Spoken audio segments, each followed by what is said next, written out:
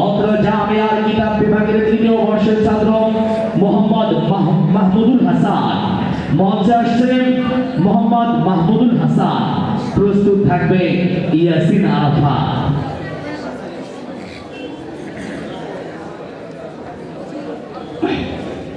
السلام عليكم ورحمة الله. نحمده ونصلي على رسوله الكريم. أما بعد فأعوذ بالله من الشيطان الرجيم. بسم الله الرحمن الرحيم. واعتصموا بحبل الله جميعا ولا تفرقوا. وقال النبي صلى الله عليه وسلم: لا إسلام إلا بالجماعة، ولا جماعة إلا بالإمارة، ولا إمارة إلا بالسياسة، أو كما قال عليه الصلاة والسلام. ঐতিহ্যবাহী নুরানি তালিমুল কোরআন মহিউস সুন্নাহ মাদ্রাসার ছাত্র কাফেলার কর্তৃক আয়োজিত বাৎসরিক বক্তৃতা সেমিনারের সম্মানিত সভাপতি ও বিজ্ঞ বিচারক মণ্ডলী ও সুদক্ষ পরিচালক ও আমার সামনে বাংলাদেশের বিভিন্ন অঞ্চল থেকে আগত ইলম পিপাসু ছাত্র ভাইরা, সকলকে আমার অন্তঃস্থল থেকে জানাই আন্তরিক শুভেচ্ছা ও অভিনন্দন।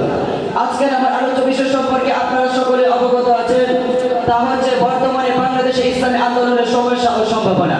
এই বিষয়ের উপর কিছু আলোকপাত করার চেষ্টা চালাবো ইনশাআল্লাহ তাআলা।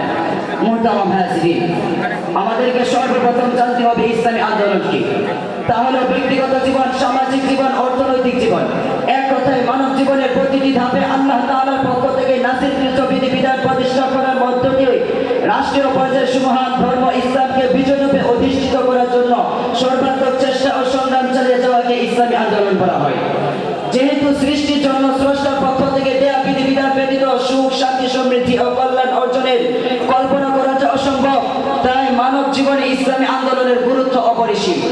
তাই তো সাহাবায়ে কেরাম রাদিয়াল্লাহু আনহুম আজমাইন থেকে নিয়ে আজ পর্যন্ত মুসলিম উম্মাহ এই কাজটিকে যথার্থরূপে আঞ্জাম দিয়ে আসছেন যুগে যুগে। প্রিয় মাতৃভূমি বাংলাদেশের ব্যতিক্রম নয়। প্রিয় ভাইরা, এবার বাংলাদেশে ইসলামী আন্দোলনের কীর্তিগাথা ইতিহাস নিয়ে আলোচনা করা যাক। 1700 খ্রিস্টাব্দে ইংরেজ বেনিয়ারা নবাব সিরাজউদ্দৌলা ও সুলতান টিপুকে শহীদ করে যখন উপমহাদেশের রাজ্য ক্ষমতা ছিনিয়ে নেয়, মুসলমানদের উপর চালাতে থেকে নির্যাতনের স্টিম রুলার এবং ক্ষমতার মস্তককে নিশ্চিহ্ন করে দেওয়ার জন্য শুরু করে সর্বোপরি চক্রান্ত এবং দ্বীনি শিক্ষা প্রতিষ্ঠানগুলোকে বন্ধ করে দেওয়া হয়। তখন সাম্রাজ্যবাদী দালালদের উৎখাত করতে উপমহাদেশে ইসলাম ও মুসলমানদেরকে টিকিয়ে রাখার লক্ষ্যে সিংহের ন্যায় গর্জে ওঠেন রাহবরে মিল্লাত খাতুনে উলামা ইসলাম এবং তাদের হাত ধরে ইসলামী আন্দোলনের শুভ সূচনা হয়।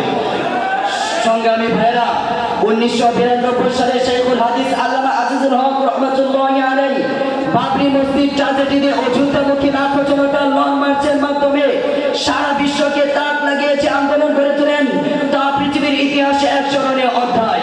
এরপর 1958 সালে শামসুল হক ফরিদপুরি রহমাতুল্লাহি আলাইহি আইয়ুব খানের চালিত শরীয়ত বিরোধী মুসলিম পারিবারিক আইনের বিরুদ্ধে বাংলার তৌহিদি জনতাকে নিয়ে এমন দুর্বার করে আন্দোলন গড়ে তুলেছিলেন, যার ফলে আইয়ুব খানের সিংহাসন তরতর করে কেঁপে উঠেছিল। সংগ্রামী তাওহীদি জনতা, আজ বাংলাদেশে ইসলামী আন্দোলনের সমস্যা ও সম্ভাবনার দিকে লক্ষ্য করলে দেখতে পাই বর্তমানে বাংলাদেশের 40টিরও বেশি ইসলামী দল ইসলামী হুকুমত প্রতিষ্ঠার কাজ করে যাচ্ছে। কিন্তু দুঃখজনক হলেও বাস্তব সত্য এটাই যে আজ আমাদের ইসলামী আন্দোলনগুলো সফলতার মুখ দেখতে পাচ্ছে না। কারণ আমাদের মাঝে আজ ঐক্য না থাকায় এবং পারস্পর হিংসা, বিদ্বেষ ও আত্মম্ভরিতার কারণেই আমরা এক ইসলামের পতাকা তলে না এসে গুটি কয়েক অনুসারী নেই বিভিন্ন ফেরকা ও দলে বিভক্ত হয়ে বসে আছি। এই যেন কুল্লু ইসমিন বিমা লাদাইহিম ফারিউনের বাস্তব প্রতিফলন। সংগ্রামী সাথী ও বন্ধুগণ, আজ বাংলাদেশে ইসলামী আন্দোলনের সবচেয়ে বড় সমস্যা হলো যোগ্য অযোগ্য সকলের বড় নেতা হতে চায় এবং চায় কিভাবে ফেসবুক, ইউটিউবে ভাইরাল হওয়া যায় এবং কিভাবে মানুষের মাঝে পরিচিত লাভ করা যায়। আর এগুলো এখন ইসলামী আন্দোলনের জন্য কাল হয়ে দাঁড়িয়েছে। এখানে শেষ নয়, আজকে শিক্ষিত সমাজে ইসলামী আন্দোলনের ব্যাপারে চরম ভীতি রয়েছে। তারা মনে করছে ইসলামী রাষ্ট্র হলে মানবাধিকার এবং নারী স্বাধীনতা বলতে কিছুই থাকবে না, বিনোদন ও সাংস্কৃতিক কার্যক্রম চলবে না, সংখ্যালঘুরা এদেশে বসবাস করতে পারবে না। এই সমস্ত ভুল ধারণা পোষণ করে সাধারণ জনগণ ইসলামী আন্দোলনকে সমর্থন করছে না। শুধু তাই নয়, আজ ইহুদি খ্রিস্টানরা বিশ্বব্যাপী ইসলামী বিপ্লবকে